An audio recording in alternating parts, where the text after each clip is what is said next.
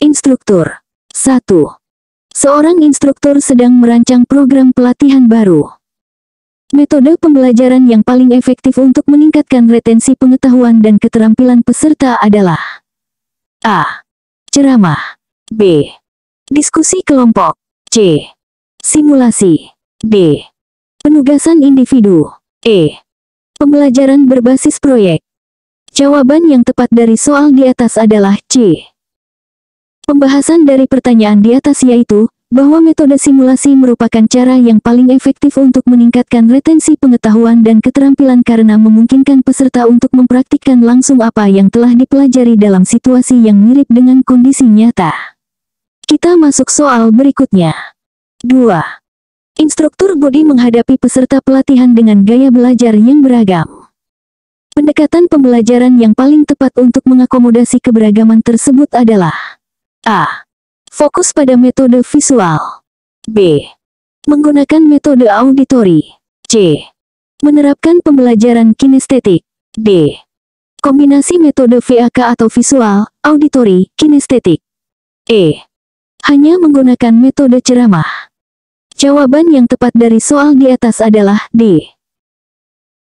Pembahasan dari pertanyaan di atas yaitu, bahwa kombinasi metode VAK adalah pendekatan terbaik untuk mengakomodasi keberagaman gaya belajar peserta, karena memungkinkan instruktur untuk menyampaikan materi melalui berbagai cara yang sesuai dengan preferensi belajar masing-masing peserta.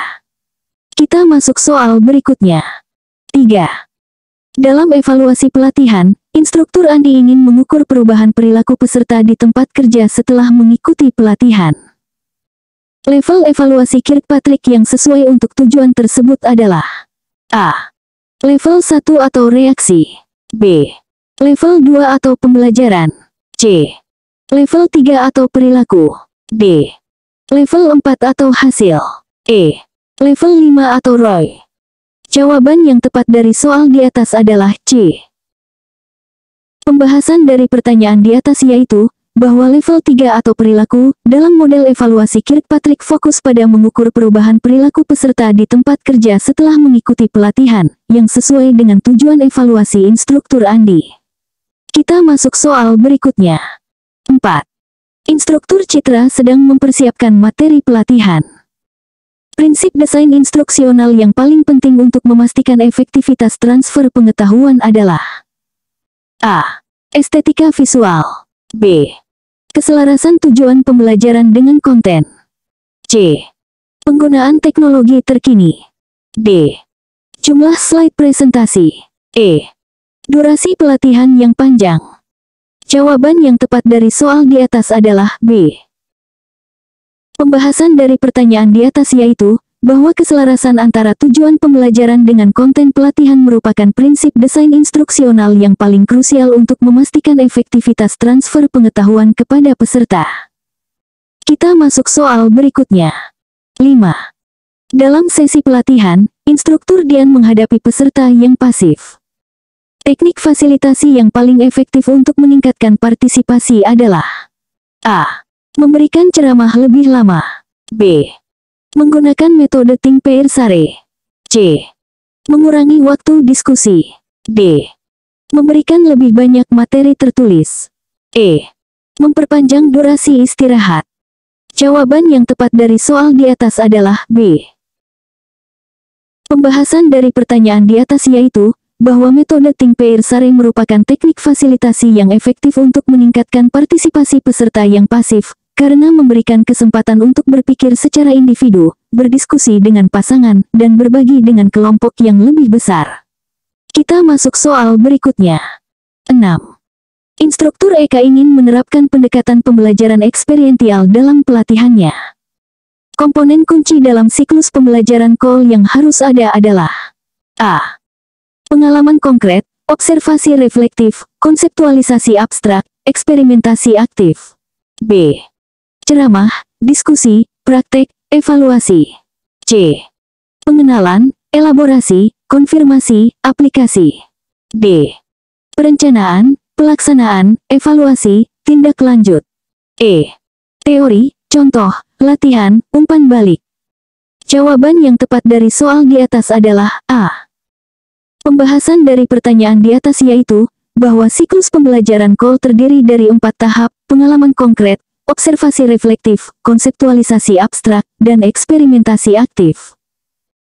Ini merupakan komponen kunci dalam pendekatan pembelajaran eksperiential yang efektif. Kita masuk soal berikutnya. 7. Instruktur Fanny sedang mengevaluasi efektivitas program pelatihannya. Indikator keberhasilan pelatihan yang paling relevan untuk mengukur dampak jangka panjang adalah A. Tingkat kepuasan peserta. B. Skor tes pasca pelatihan. C.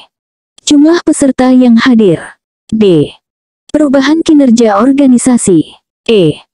Jumlah sertifikat yang diberikan. Jawaban yang tepat dari soal di atas adalah D. Pembahasan dari pertanyaan di atas yaitu, bahwa perubahan kinerja organisasi merupakan indikator yang paling relevan untuk mengukur dampak jangka panjang dari sebuah program pelatihan, karena menunjukkan bagaimana pengetahuan dan keterampilan yang diperoleh diterapkan dan mempengaruhi hasil organisasi secara keseluruhan. Kita masuk soal berikutnya. 8. Instruktur Gina menghadapi situasi di mana beberapa peserta pelatihan memiliki konflik interpersonal. Pendekatan resolusi konflik yang paling tepat adalah A. Mengabaikan konflik dan fokus pada materi. B. Memisahkan peserta yang berkonflik. C. Menggunakan teknik mediasi dan fasilitasi dialog. D. Mengeluarkan peserta yang terlibat konflik. E. Memperpanjang durasi pelatihan. Jawaban yang tepat dari soal di atas adalah C. Pembahasan dari pertanyaan di atas yaitu, bahwa menggunakan teknik mediasi dan fasilitasi dialog merupakan pendekatan resolusi konflik yang paling tepat, karena memungkinkan peserta untuk menyelesaikan masalah secara konstruktif dan dapat menjadi kesempatan belajar bagi seluruh kelompok. Kita masuk soal berikutnya. 9. Dalam merancang asesmen untuk pelatihan keterampilan teknis, instruktur Hadi harus memilih metode yang paling valid. Pilihan terbaik adalah A. Tes pilihan ganda. B. Esai reflektif. C. Presentasi kelompok. D. Ujian praktik atau hands-on. E. Kuesioner self-assessment. Jawaban yang tepat dari soal di atas adalah D. Pembahasan dari pertanyaan di atas yaitu, bahwa ujian praktik atau hands-on merupakan metode asesmen yang paling valid untuk pelatihan keterampilan teknis, karena dapat mengukur secara langsung kemampuan peserta dalam menerapkan keterampilan yang telah dipelajari. Kita masuk soal berikutnya. 10. Instruktur Indah ingin menerapkan prinsip andragogi dalam pelatihannya. Aspek yang paling penting untuk diperhatikan adalah A. Penggunaan teknologi canggih. B. Penyediaan hadiah untuk peserta terbaik. C. Relevansi materi dengan pengalaman dan kebutuhan peserta. D. Penggunaan metode ceramah yang ekstensif. E. Penekanan pada hafalan materi. Jawaban yang tepat dari soal di atas adalah C.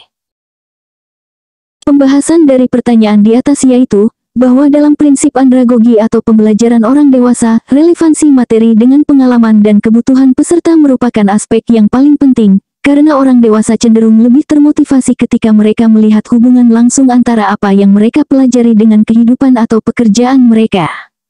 Kita masuk soal berikutnya.